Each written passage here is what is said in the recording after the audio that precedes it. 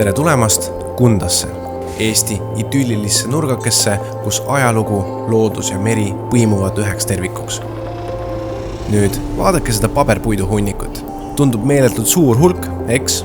Aga tegelikult on see vaid väike osa suuremast pildist.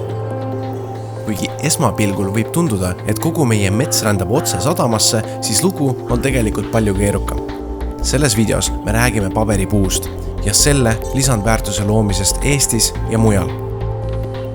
Kuigi need hunnikud võivad näida vaid transiitkaubana, tegelikult igal palgil on suurem osa kogu väärtusahelast.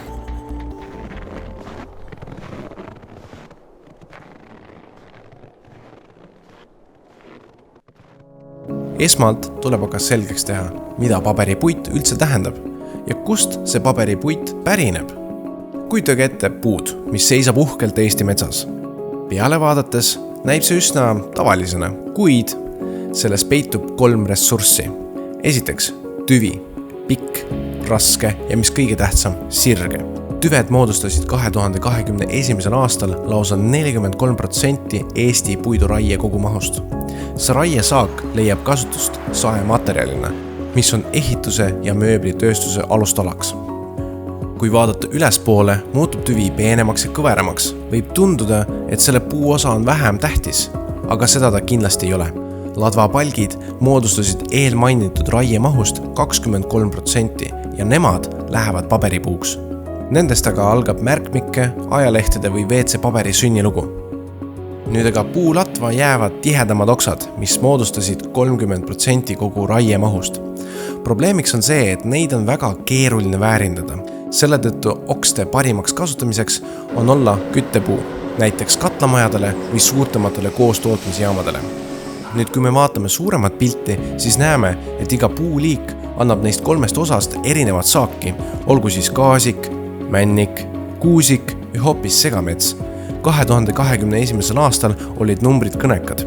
Okaspuud andsid 31% saematerjalist, 9% paberipuust ja 10% läks küttepuuks.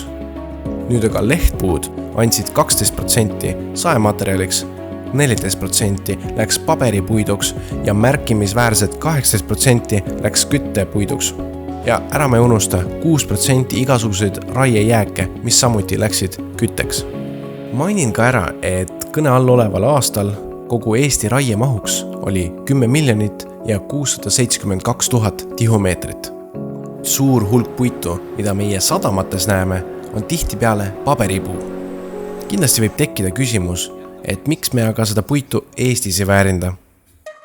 See tahab kapitali, et kõigepealt on vaja palju raha selle jaoks, et investeerida. Tehnoloogia mõttes siis mida kõrgemale väärindusastmele sa lähed, siis hakkavad need summad juba mitte enam kümnetes miljonites, vaid pigem juba sadades. Siis Eesti tööstusel lihtsalt ei ole olnud nagu sellist võimekust või rahalist võimekust ja kapitali. Kunagi esimese Eesti puidukeemia tehase loodi riigi toel ja 1938 ta töötab tänaseni. Teda on järk-järgult omanikud arendanud edasi, aga ta on siiski väike tehas võrreldes teiste tehastega, et ikkagi 10-20 korda väiksem, kui on siis uued värsked tehased, mis Soomes on loodud ja Eestis on täna olemas suured ettevõtted, kellel on võimekus arendada ka puidukeemia tehnoloogiaid, aga täna on meil suur puudus on spetsialistidest. Et ka Tehnikaülikoolis me oleme mõelnud uuesti alustada puidukeemia spetsialistide koolitamisega.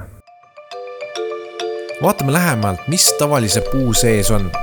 Kui vaatleme piisavalt lähedalt, nii et molekulid on nähtavad, siis selgub, et puu koosneb peamiselt tselluloosist, mis moodustab kogu puidust 40-50%.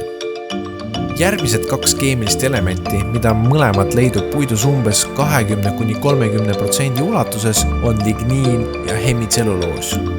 Viimaks leidub puidus 1-3% muid aineid, nagu rasvad, tärklis, vaha, vaik ja palju muud.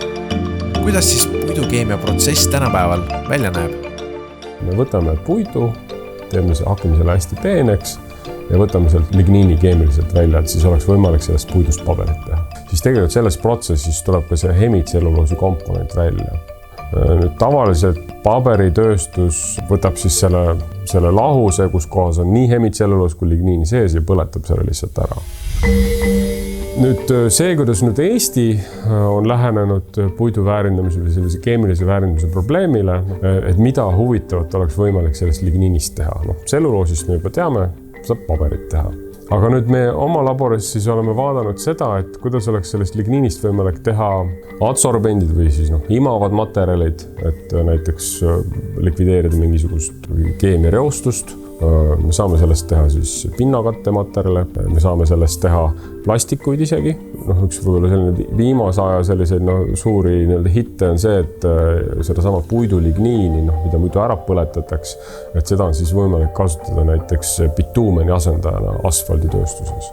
Asi, millega veel mängitakse hästi palju, see on siis see, et ligniin võiks tegelikult olla heaks asaineks või naftaproduktidele, mida me täna tunneme siis lennukikütustena näiteks.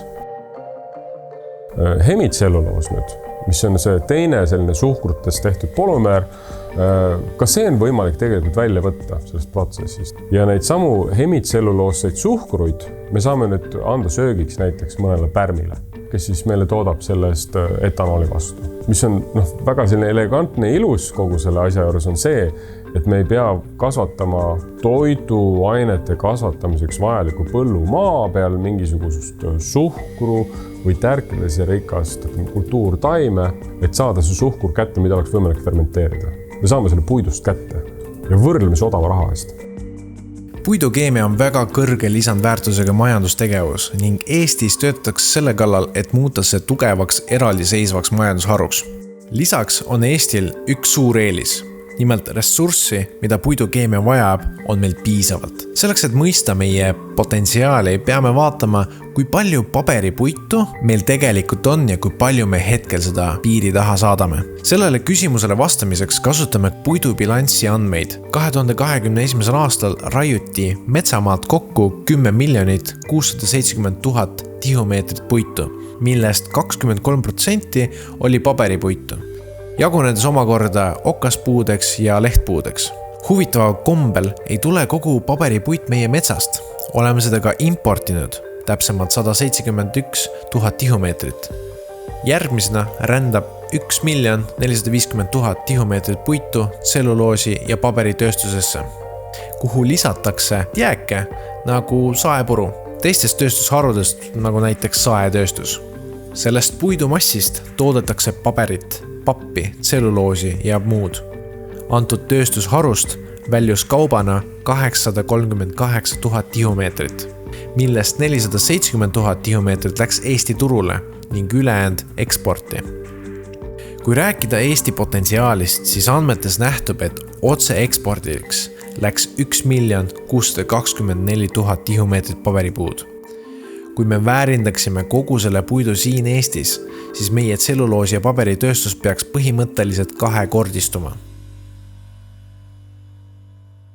Kapitali puudumise tõttu meie kahjuks ei rakenda kogu oma ressursi potentsiaali, mida me siis hetkel sadamates näeme. Kuid on olemas üks teine ressurss, on ka puit, kuid tegu on energiapuiduga, mida me väga hõlpsasti kasutame. Ma usun, mitte kellegile ei tule uudiseks, et me kasutame väga palju puitu sooja ja elektri tootmiseks. Kuid kui palju me päriselt seda kasutame, kas see on parim viis selle puidu kasutamiseks? Järgmises osas me täpselt sellele küsimusele hakkamegi otsima vastust. Kui sulle meeldis see video, pane like, hakka meie kanali jälgijaks ja kindlasti ma usun sulle arvamust sel teemal, jätta see kommentaariumitesse. Sellest võib tekkida väga huvitav arutelu. Mis siin ikka? Näeme järgmises videos.